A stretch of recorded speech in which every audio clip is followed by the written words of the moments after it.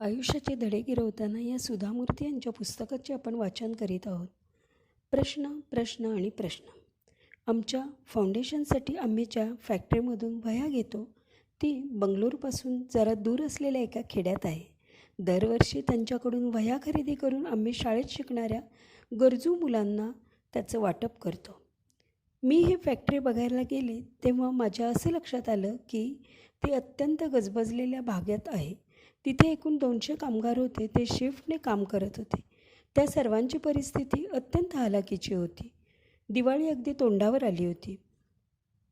त्यामुळे त्या सर्व कामगार स्त्री पुरुषांना फाउंडेशनतर्फे दिवाळीची काहीतरी भेटवस्तू द्यावी असं मी ठरवलं. मी तिथल्या फॅक्टरी मॅनेजरला बोलावून त्याच्याकडे फॅक्टरीतील काम करणाऱ्या सर्व कामगारांची यादी मागितली. मला त्या कामगारांची नावं नक्की कशासाठी हवी आहेत या विचाराने तो चिंताग्रस्त झाला. तेव्हा फॅक्टरीमधील सर्व कामगारांना दिवाळीनिमित्त काहीतरी भेटवस्तू देण्याचा माझा विचार आहे असं मी त्याला सांगितलं. मला वाटलं ते ऐकून तो नक्कीच खुश होईल, पण तसं काही झालं नाही. तो क्षणभर गप्प राहिला. नंतर म्हणाला, मी उद्या तुम्हाला काय ते सांगतो. दुसऱ्या दिवशी तो मॅनेजर मला फोन करून म्हणाला, मॅडम, तुम्ही त्यांना ज्या किमतीची भेटवस्तू देणार आहात तेवढी रक्कम मी त्यांच्या पगारातून कापून घ्यायची का? हे बघा, या भेटवस्तूंचा आणि त्यांच्या पगाराचा काही संबंध नाही. पण मग तुम्हाला वह्यांच्या किमतीमध्ये काही कपात, काही कमिशन वगैरे हवं आहे का? नाही नाही, तसा विषय तरी मी काढला आहे का? मग माझ्या कामगारांपैकी कुणी तुम्हाला असं करण्याविषयी सुचवलं आहे का? नाही हो, तुम्ही सोडून मी फॅक्टरीमधल्या कुणालाही आजवर भेटली नाही.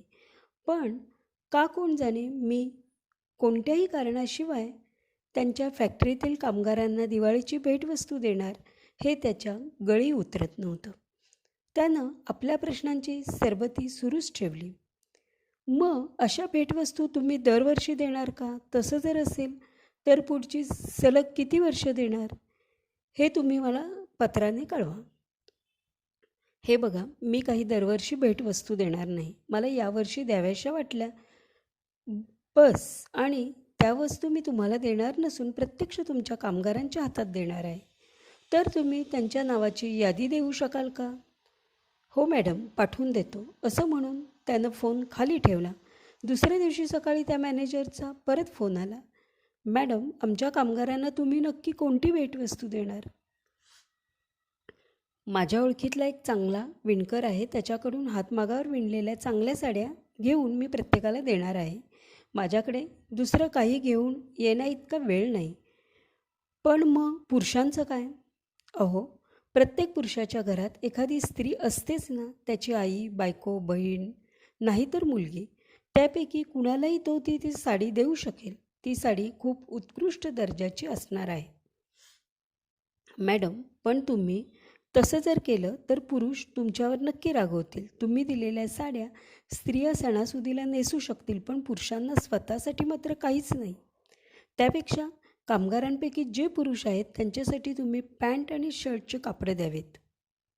मला त्याच्या या हस्तक्षेपाचा अगदी कंटाळा आला, म्हणून मी विचारले, ठीक आहे, मी त्यावर विचार करते.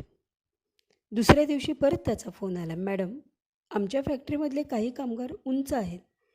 मग मी त्यांची वेगळी यादी करू का? म्हणजे तुम्हाला त्यांच्यासाठी कापड आणता येईल. हे पहा, मी इतकी सगळी वेगवेगळी खरेदी नाही करू शकत. माझ्यापाशी एवढा वेळ नाही, मी वैतागून म्हणाले. बरं, पण मग त्या साड्या आणि कापड कुठल्या रंगाची असतील? एकाच किमतीच्या पण वेगवेगळ्या रंगाच्या आम्ही आणू, मी म्हणाले. अहो मॅडम, तुम्ही हे असं नाही करू शकत, कारण स्वतःला मिळालेला रंग काही लोकांना आवडेल तर काही लोकांना मुळीच आवडणार नाही. मग त्यांना वाईट वाटेल, तो म्हणाला. पण मग तसं असेल तर मी सर्वांसाठी एकच रंग आणेन, मी म्हणाले. नाही मॅडम, हे असं तर मुळीच करू नका, नाहीतर त्यांना वाटेल तुम्ही त्यांना गणवेश दिला. मग पुन्हा तुम्ही नक्की काय सुचवत आहात, मी म्हणाले. तुम्ही त्यापेक्षा मला तुमचं बजेट सांगा. तुम्ही इतक्या लांबून बंगळुरूहून सगळं घेऊन येण्यापेक्षा आम्ही इथे गावातल्या गावात खरेदी करतो. रंग नाही आवडला तर ते बदलून आणते. मी क्षणभर विचार करून मग त्याला म्हणाले, नाही, असं आम्ही करू शकत नाही, आमच्या धोरणात ते बसत नाही. आता मला तर त्याचा खरोखर वीट आला होता. तो म्हणाला, जशी तुमची मर्जी मॅडम, शेवटी तुम्ही देणगी देणारे आहात, घेणाऱ्याला काही आवडनिवड नसते. फक्त मला एकच प्रश्न विचारायचा आहे, शिलाईचे पैसे कोणी द्यायचे? हे बघा, ते काही मी देणार नाही, मी स्पष्टच सांगितलं. पण मग ते मी सुद्धा देणार नाही, त्यानंही स्पष्ट सांगितलं. मग तो अदबीनं पुढे म्हणाला, मी अजून काही वेगळं सुचवू का? आता काय? मी म्हणाले, मी आमच्या इथल्या पुरुषांची मापं पाठवतो, तर तुम्ही त्यांच्यासाठी शर्ट पॅन्ट का नाही आणत? आता मात्र माझ्या सहनशक्तीचा अंत झाला. तरीही मी शांतपणे म्हणाले, ठीक आहे, त्यांची मापं पाठवून द्या. आमचं हे गेल्या काही दिवसापासून रोज फोनवर संभाषण चालू होतं.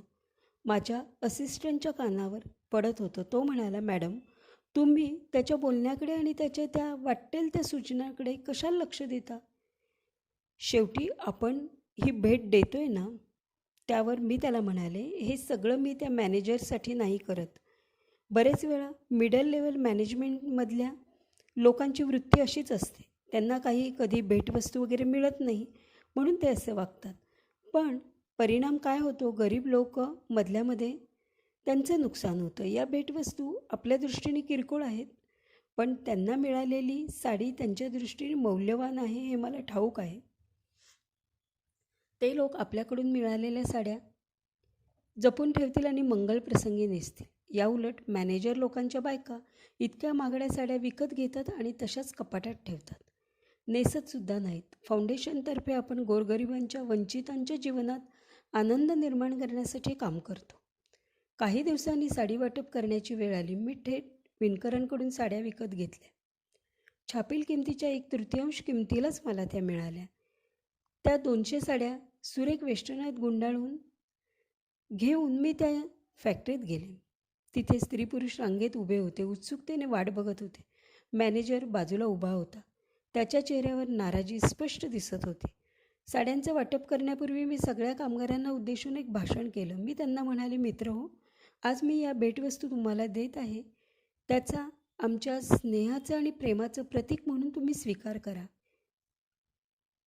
दिवाळी हा आपला एक फार मोठा महत्त्वाचा सण आहे. आमच्याकडे जे काही थोडंसं देण्यासारखं आहे ते देऊन तुमच्या व तुमच्या कुटुंबाच्या आनंदात सहभागी होण्याची आमची इच्छा आहे.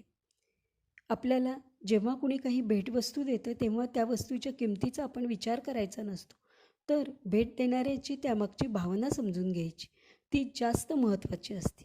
त्यामुळे तुम्हाला मिळालेल्या साडीचा रंग कोणता, त्याची किंमत काय याचा विचार करू नका. तुमच्यापैकी कुणाला जर ही भेटवस्तू आवडली नाही तर तुम्ही मला परत करा, मी परत घेईन. एवढं बोलून मी त्या साड्यांचं वाटप करण्यास सुरुवात केली. मी कुणासाठीही शर्ट पॅन्ट वगैरे आणले नव्हते. सर्व स्त्री पुरुषांनी त्या साड्या अत्यंत आनंदाने हसतमुखाने घेतल्या. त्यातील काहींच्या डोळ्यात तर पाणीसुद्धा आलं. साड्यांचं वाटप करून झाल्यावर एक स्त्री व एक पुरुष माझ्याजवळ येऊन म्हणाले, सर्वांच्या वतीनं आम्हाला तुमचे आभार मानायचे. गेल्या 20 वर्षाच्या नोकरीत इतकी सुंदर भेट आम्हाला कधीच मिळाली नाही. आम्ही काही तुम्हाला भेटवस्तू देऊ शकत नाही, पण तुम्हाला दीर्घायुष्य लाभो अशी आम्ही प्रार्थना करतो. दीपावलीच्या शुभेच्छा. मी मागे वळून पाहिलं तर परत घेऊन जाण्यासाठी एकही साडी शिल्लक नव्हती.